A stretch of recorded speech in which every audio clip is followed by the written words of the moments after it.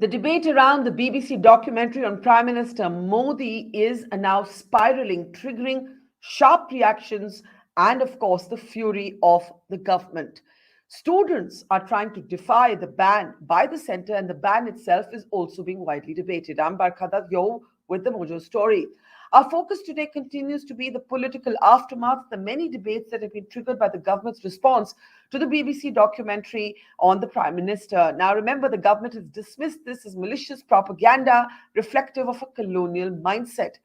In the opposition, too, there have been varied voices. While many opposition leaders have condemned the ban, others have said that they understand that many Indians may feel annoyed at this documentary, but are asking, is a ban the best way forward? Among the strongest voices on this debate has been actor author Kabir Bedi. He's in fact described the BBC documentary to be an example of what he's called gutter journalism. To try and understand more of why it has triggered such a fierce response in him, let's go across to Mr. Bedi now, who joins us on the program today from Mumbai. Kabir, it's always good to see you. You're a man of letters, you're a man of theatre, you come from the creative world. In itself, I'm sure you don't like bans. Why are you so angry about this documentary? And do you think the government's decision to block its broadcast is the correct one? Hi, Barkha. Nice to see you too. Let me say that you're right. As in principle, I'm opposed to bans. There are exceptions to this because there is no rule that is absolute. I believe that if something incites violence of any kind, it should be banned. And I believe this documentary, by its very tone, by its extreme bias, by the way it provokes feelings between communities in India, is a danger and could lead to potential violence. And therefore, I feel that the nature of this documentary is such, and its intent is such, that it is not serving India's interest, or for that matter, Britain's interest, because Britain has Hindu and Muslim communities, and I do not believe it is increasing goodwill or amity between them. In fact, it would create problems. My objection to the documentary is... You use the phrase gutter journalism. Why did you use the phrase gutter journalism? Gutter journalism. Why did you use that phrase? Well, gutter journalism is what tabloids do, to sensationalize things. This is something where they have gone into the issue of Godhra and the Godhra riots. Remember, two things happened in Godhra. Hindus were burnt in a train, Muslims were killed by the Hindus in retaliation. Both were tragedies, both were terrible. It went through the Indian courts. It's been adjudicated. Modi was cleared of all direct involvement. And these people are trying to rake up the whole issue all over again, just with the intention of somewhere targeting Modi as a person and as a prime minister and questioning his agenda. And really speaking, they're talking about the Prime Minister of India, elected twice, the second time by an overwhelming majority, a man who has not seen any major Hindu-Muslim conflict under his rule, except for one incident in Delhi, where 53 people were killed because of the CAA agitation. Not one major Hindu-Muslim riot has taken place in 8 years in India under his rule. They've completely glossed over this fact. They have made it look as though he's a rabid, fanatical Hindu intent on destroying the happiness of Muslims. This is the agenda of that documentary. And therefore, I said it's gutter journalism because it's scaling the worst of instincts of people who might feel that justice was not done in Godhra when the matter has been settled in the Indian courts by two special investigative teams and God knows how many other legal challenges that were mounted. So this is the kind of documentary. The government hasn't banned it. I believe it should be banned. Well, the government has invoked emergency powers under the IT rules to say that this could create public disorder. It is also said that by questioning and undermining the Supreme Court, there are sovereignty issues involved. My question to you is this. There are many people who may not think much of this documentary. There are many people who may not have even discussed this documentary were it not for the government invoking these emergency powers. My question to you is this. Should the government not have been better served just ignoring this documentary instead of issuing for example, through the foreign ministry, a statement on its colonialist mindset, its malicious propaganda, in quote unquote? Personally, I don't think that's enough. Because when a documentary of this nature comes out, which comes out with such sensational charges, where the ex-Foreign Secretary of England says that Modi is directly involved, then people with a vested interest in opposing Narendra Modi, who want to stoke this communal angle, because that's the only angle they've got to try and make him look bad, they would make the meal of it. And therefore, I think if the government's stopping access to people seeing it as far as they can, I believe they're doing the right thing. I believe they should just ban it outright and be done with it. Because this is not a documentary that serves India's interests. It questions the decisions of the Supreme Court of India. It arrogates unto themselves the right to decide what happened in Godhra.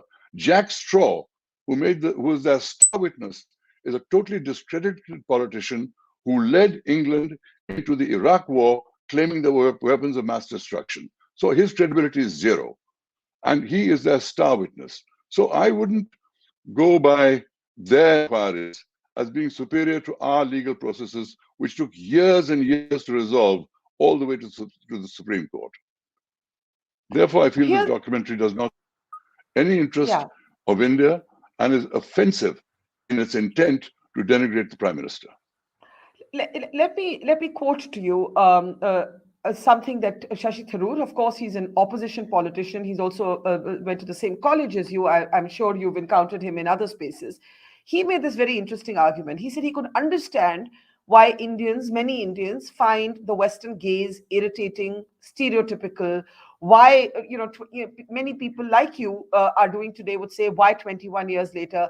But he said he just doesn't agree with bans. He said it's childish, it's an own goal, and India is too strong a country to appear fragile and insecure. And when you ban things and you give it so much importance, you're actually looking insecure.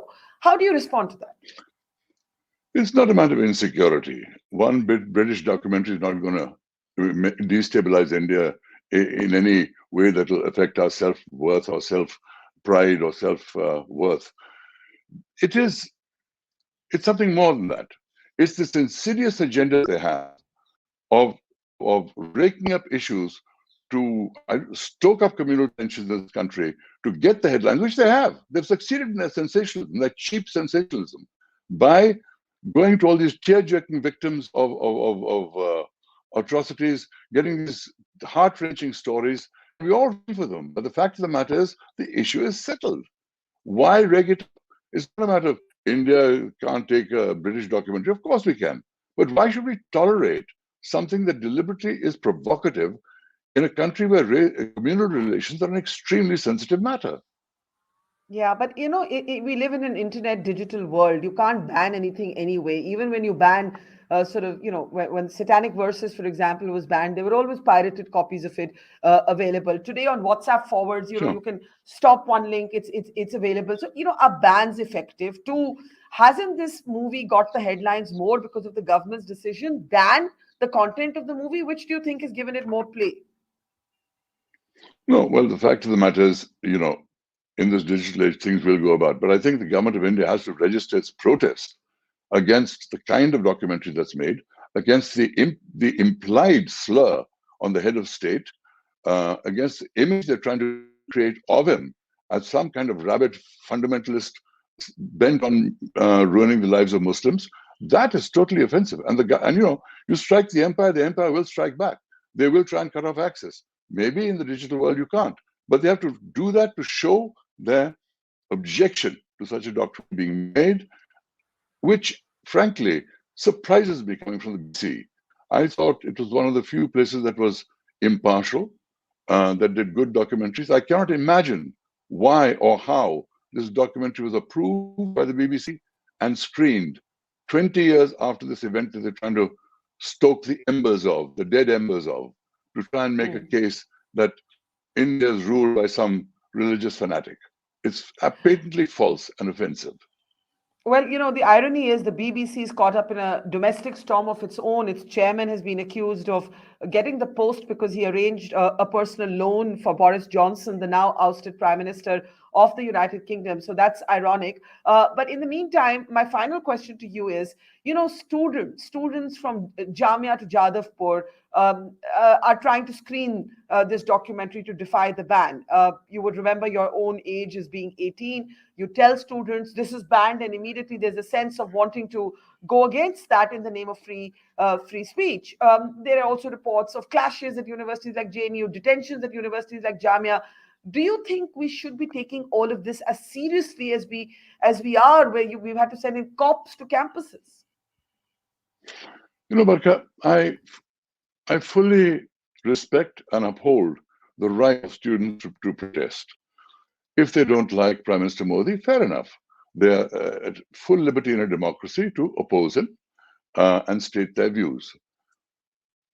They leap on anything that gives them a handle to beat Narendra Modi with. I'm saying, while I respect your right to disagree with the government, even oppose the government, I feel they're uniting on a wrong issue here. They're uniting on a wrong issue because they are uniting on an issue where a documentary questions the verdicts of the Supreme Court, tries to play this victim politics of making the Muslims feel as though there's some endangered species in this country. And they're trying to say, what does it say? It says, India is in religious turmoil under Narendra Modi. Hello? We're a country of 1.2 or 3 billion people, 3,000 square kilometers, 3 million square kilometers across, one of the most populous countries in the world. Incidents will happen. There are religious fanatics of the right, among Hindus as well, but who go and do terrible things. How do they lay that at the door of Narendra Modi? How do they make this assumption that because some religious fanatics are doing things on the ground, they quote Human Watch saying between this period and this period, 3.5 years, 33 people were killed as a result by cow vigilantes. Now, every death is regrettable. Every death we're very sorry to hear about. It's a tragedy. But 33 deaths in a country of 1.2 billion people puts a country in religious turmoil. These are the kind of examples that they blow up, highlight to make a very fragile and stupid case. You live in India, I live in India. Is the whole country, Hindus and Muslims, at war among each other? Are we in turmoil, Hindus and Muslims against each other? I don't think so. I don't agree with the conclusion of the documentary at all. And it is deliberately provocative, deliberately sensational, which is why I call it gutter journalism. Finally, I mean, of course, there's a larger conversation to be had about the relationship between BJP and Muslims in the BJP through the RSS, and the Prime Minister himself, interestingly, have tried an outreach recently with the Muslims, including the Pasmanda Muslims.